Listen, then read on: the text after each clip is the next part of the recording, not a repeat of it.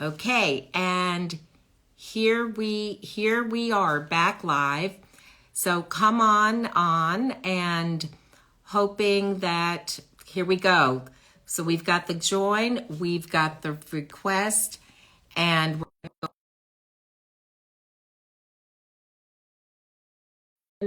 Sanel, thank you all for coming. And Carly joined. Here we I don't know what go. happened. Oh, here she Everything is froze. back again. You know what? I know is what happens on this is what happens on the lives. It happens with everyone, but here we are now. So Colleen, we introduced you. You are the go-to person for connection. When people think about that they want to connect with others, you are the go-to person. And part of that, just to recap for people who are joining right now, is because Colleen intentionally adds value to people every single day. That is part of her mission statement and her internal purpose. So, Colleen, we were saying that in order to make positive change, you need to disrupt. You need to disrupt thought, feeling, belief, behavior. And so, my question to you is what is it that you needed to disrupt within yourself in order to be able to achieve the personal and professional success that you have achieved up to this point in time, because there is Thanks, more thanks, to Teresa, come? for having me on my first Instagram Live. Yeah, let's give everyone give her a Uh, round of applause. Let's give Colleen some love for coming on and for yeah, being so thanks, courageous. Teresa. So I So think a go lot of ahead. it had to do with being courageous and also having curiosity. I think it's definitely nerve-wracking going, into a group of people, not knowing anyone, and walking up to someone and introducing yourself. But I find you just being curious, asking questions, engaging with the other person, it really helps you connect further. And, it goes back to earlier in my career and all of my internships. I've gotten my internships actually the non-traditional way. I did it through all of networking. So there are times where I'd be at a bar or on a train and, talking to someone next to me because you never know who you're speaking to, asking questions, what do they do, everything else, let them know about you. And that's ended up how I've gotten all of my internships, because the person I was sitting next to happened to be a CEO of a large advertising agency. And so just not being afraid. And again, you never know who you're speaking to, and just having a genuine um, thought of just caring about people and being really interested in them. And again, asking questions really goes a long way. What you're saying is really important. And I'm Mhm. going to add to that and ask you a little bit more. But sometimes, you know, we can feel afraid, we can feel uncomfortable, we can feel unsure. But what I'm hearing so clearly from you, and this is a takeaway for our communities listening to this, is that even if you are feeling afraid, because it's not necessarily the most comfortable space, but that didn't stop you, that maybe maybe you feel completely comfortable, but that even if you don't feel completely comfortable, that Right, doesn't become your red exactly. light. So how did you do that? Like, what is it that you tell yourself that is helpful? But in addition to, I mean, first and foremost, let's really be clear about that natural curiosity that you have, and that you allow yourself to really experience and help guide you and Yeah, like I mean, I energize think for you. me, I love talking to people. I love talking to everyone in all different industries, asking questions, learning about them. I like to think that I am a very big connector, so I love to connect people that would be helpful for them. I don't necessarily go out of my way, but I always think of the other person, whether I had a conversation with someone 6 months ago and they were looking for a certain job or a certain, investor coming into their fund. When I'm speaking to that person that could help them, 6, 8 months later, I do remember about my conversation before and know that this person would really appreciate the intro, and I go out of my way to do that. And I just do that to be helpful. It's not necessarily, about your agenda. And I think a lot of people in relationship building, it's so important to think about the other person and show empathy, really add value to them. And again, that's just how you gain influence. And I wanted to create myself to be the go-to person for that. And it's also just great to be helpful to people and not, necessarily think of yourself or what's good for me. And I think that's really how I've sustained my relationships. And it took a long time. I mean, it's not overnight. And just really showing empathy and thinking of others and really want to be helpful. Again, not just what's good for you. And people know that. People know when you're being authentic and genuine. And it's important to be that way. And again, ask questions, but people do appreciate the connections and the networking, and it goes a long way, and it's the best for really in your career. Well, the only way that you're going to get to know more people is to meet more people and to talk with more people. And is this something that, is this a skill that you got better and better Yeah, at I the think more you did it? I am definitely a people person. I definitely can speak to anyone. Um, and I think you do get better as you get more confident and just kind of letting your hair down. The person, next to you always feels comfortable. I've had a lot of people tell me that I'm someone that they can just talk to and tell me anything. It just makes them feel comfortable very much from the start. And I just, in a way that's been my gift for forever and ever. And so I'm taking that gift to kind of spread it around to everyone else and help guide and teach people how to do that as well. Yeah, because there's you sent me something Mm-hmm. from Harvard Business School. Yeah, can you fill everyone else Yeah, in it's about more what just, it is that you they did a sent? study at Harvard, and 85% of your sales come through relationship selling. So it's not necessarily product selling. So at the end of the day, people want to do business with you if they like you and you like them, et cetera. It's not so much about, you want to first care to the relationship first, and then the selling of the product will come naturally later. But at the end of the day, I think people want to do business with people who they like. And obviously you have to have something, you know, good to have. But again, it just starts from the relationship and having them to like you for you and who you are.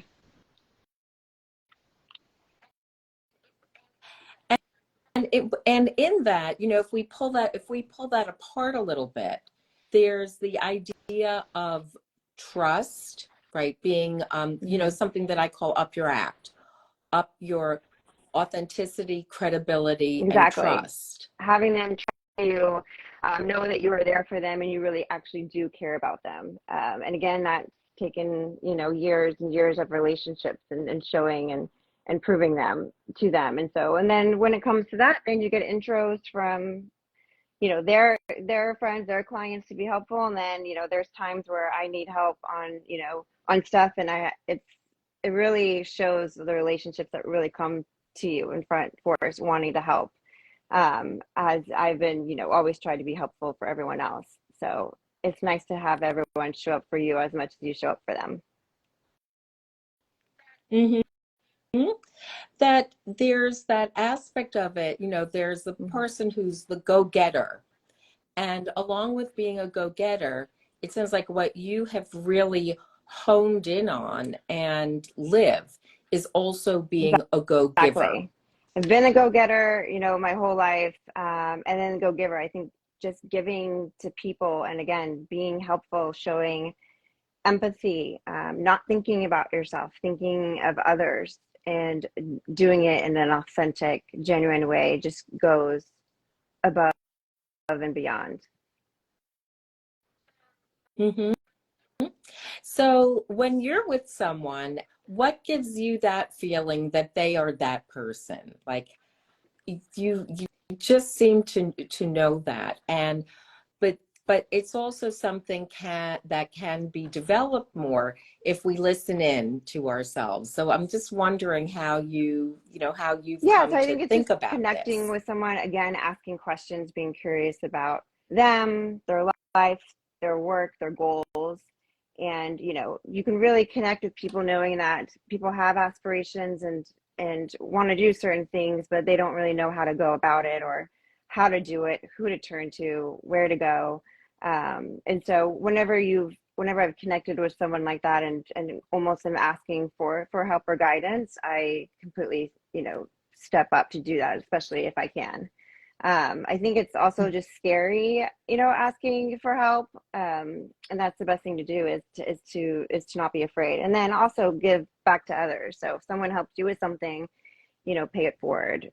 Everything else. So it's just, again, it just goes back to, to empathy and adding value to the people that you work with Mhm. and trust, so you can gain their trust back. Right. And that going for meeting someone, the first question as an opener doesn't Mm-hmm. have to be, what do you Right. It doesn't have do? to go all the way to what you do. It's just, where are you from? Finding ways to connect with people on a personal level instead of just being more transactional of like, what do you do? Do you do this? Can you not help me? Okay, I gotta go, and so you go to the next person. That's not how, how you do it or how you do things. So I think it's just more of just getting to know them for them and finding commonalities, stuff in common with each other so you can speak to it and actually have them, feel the connection with you and want to, speak further. Yeah. You know, Continuing on what you're saying here about the importance of showing attention and being attentive, that when you give someone, and we hear about this about certain people, that when you give someone your undivided attention, that is such a space of Oh, of respect. course. It's very easy when you're speaking to someone and you're telling them a story and they're not listening, their eyes are, going to left or right to see who else is coming in, or they're looking at their phone, or the body language. It's such a turn off. But if you are really engaged, listening, and, have an ear for them, it makes a difference, total difference in the world. There's something a friend of mine was telling me about this term. I think they had created this, of the pre-sponding, meaning that while you're listening to someone, you're half listening to them, and the other half of you is thinking about what you're Exactly. going to say. So you're not really listening to them because you're like, well, what am I going to say? What do I want to say? And so you're in a pre-sponding mode versus really being there, there and in that listening and active Yeah, listening exactly. It's mode. just, again, it's just showing attentiveness and care, and having people think that you care about them, is definitely the beginning. But Hmm. again, I do know a lot of people have trouble with networking, may have some social anxiety areas of going up to someone that you don't know and you're in a room with 100 people and you don't know anyone and who to go up to. And it definitely takes courage. I think the first time I did that was many years ago when I was starting out, and I was definitely nervous, but I just kind of just went for it. And you do have butterflies, but then once you start getting a conversation, it's not so bad. And then as you continue to keep doing it and doing it, it just comes naturally, and just wanting to be. I think people do love when someone is outgoing and easy to talk to, because it just kind of helps break the ice and meet more people. So I think it's just all about, again, go to these events and keep going, and you'll get better and better at it each time. Yes. And also that you can't wait until you don't Right. feel nervous. You can't say, well, no, I can't go because I'm feeling nervous. I can't go because I'm feeling uncomfortable. You can't wait until you're not feeling nervous, because unless you go, you can even build up more in your head about how hard it is to go and do it with each time you avoid it. So Yeah, can you I just think it's good talk to be into that a little uncomfortable. bit? I mean, that's how you're going to grow. Like, you need to feel that uncomfortableness and to pass through it, like persevere. If you want to bring a friend one time to help, as a tag team and do it together first, just to kind of get your feet up, and then, and then you got it afterwards, and you keep going and you're practicing. But you have to be uncomfortable, and not obviously everyone doesn't want to feel that feeling, but that's how you grow, and that's how you become, the person that you are. And so it's really important to do that.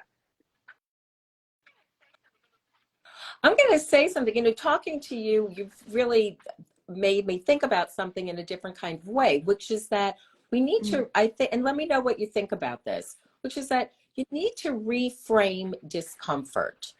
And instead of thinking about discomfort, which is uncomfortable, and of course that doesn't feel so good, but that also the messaging that you can give yourself is that, gee, I'm feeling uncomfortable right now. So therefore, it means that I'm doing something that takes courage, and I'm doing something that's really putting me in the space Absolutely. of growth. And that's probably one of the biggest takeaways, I think, for this conversation, is doing that. And just not being afraid. And again, to start out, if you need to bring someone, another body or a friend that may not be in the same industry as you, and it's just something, maybe more of a comfort zone, to kind of get you out of that zone, to do something a little bit more uncomfortable. But that's just how you grow. You know, you know this, that not Mm-hmm. everyone is a giver. So, what is your wisdom about noticing in relationships when there's a giving and a giving and a giving, and there isn't, that you begin to notice that there isn't that Yeah, coming I back? think that happens all the time. Especially in work, there's a lot of takers. Um, Everyone kind of thinks about themselves and what's good for them all the time, and you just really need to own in and set boundaries. I think in the beginning, I gave, so much to everyone, and realizing that, I'm the one that's just, you know, doing this, and everyone's, out for themselves, and it's like, what am I doing wrong? But setting boundaries for the people that actually think like you and want to, do good and give back as well. And so if you need to create a smaller group, within that, and then intros and bring people in, and knowing that people are genuinely authentic and not out for themselves, because for sure there's a lot of that. And I had to definitely scale back, knowing that if I was getting, taken advantage of. But that's just you, as you get experience with that, knowing who that is, and who not to, and really just kind of own in on the people that do care and do give back as well. It's important. And that's so important to assess, right? And to take a look, and to also that, sometimes we think, well, if I'm going in and I'm being a giver, and I'm being a good person, and I'm being honest, and I'm being thoughtful, then the expectation is that that will happen. And when it doesn't happen, sometimes people feel like, well, I did it wrong, or, I didn't do it well enough, versus taking a look and saying, having that expectation that if I give, and not that you expect it like every moment, like I said, right back and forth in such an intense way, but that, that if you don't get back, but not for just that moment, but over and over and over again, that's a kind of a flag to take a look and really ask some questions so that you can decide on how to think about and be Right. And I in think that that's important relationship. too. I mean, someone's always told me this, and as I got older, it was hard to hear in the beginning, but it's the truth. Is like, you can't expect people to do what you would do in any situation. So you have to kind of take a step back on your expectations. You giving yourself because you're a good person and you want to give. That's just who you are. But it's just important. There's a line though about doing it too much to the same people and then being, taken advantage of. And so it's important.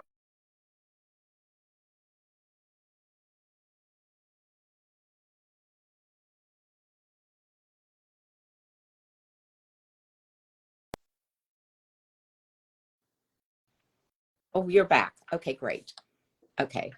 Um, so, but to that you have decisions that you can make about the kind of giving that you want to do and with whom, and that it's important to be able to assess and look at and really Right. And just really think protect about it. yourself, in the end. But again, there's nothing wrong of always having that mentality and being a giving person.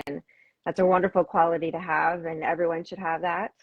And, to keep going. I think for me, as I was developing relationships, a lot of times, even though if I was selling something, which a lot of times I was, when I would reach out to someone I didn't know, the first question would always be like, I would love to meet to see how I can be helpful, not necessarily, I have a product, are you interested or not, kind of thing. And so I think when you approach it that way, that's how I've developed a lot of relationships, especially within work and the investors. And it's important. That's incredible, especially, look, people, investors can be very, very savvy and sophisticated. And there are a lot of people who know how to, use factual information and talented. And that's one piece of it. But there's also the part of the relationship and the saying, I forget who said it, which is that nothing moves That's faster than right. the speed of And people trust. trust you. I mean, I've had clients and investors call me about an investment that I recommended, and they would just want my also opinion and view on the person and who they are, because they do trust me and my intuition of knowing that this person is a good person and smart, and you would be happily invested in him versus someone that I'm not too sure about, or have had some experiences in the past that didn't. And people do trust you and trust your opinion. And again, that took years of giving and assessing the right way. So, Yes. So, Colleen, as we wrap up, because our time has gone by like a blink. So, my question to you is, in the continuing journey of what you do and how you grow and develop, what's your next oh disruption? gosh, I don't know. I guess again, another something out of my comfort zone of, maybe starting my own business. I don't know, doing something on your own where you're disrupting the way to go about it. So I don't know. There's a lot of different things. Um, Yes.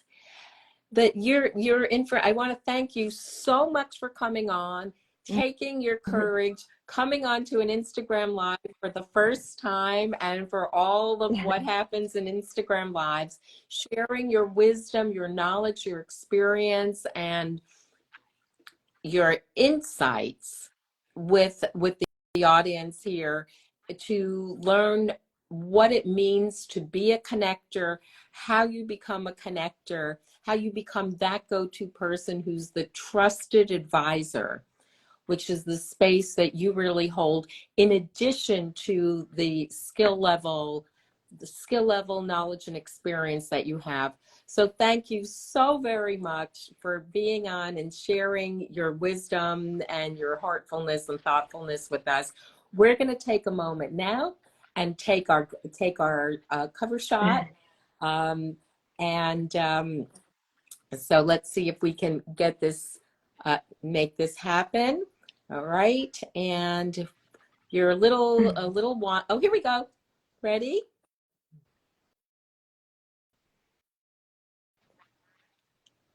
And one more.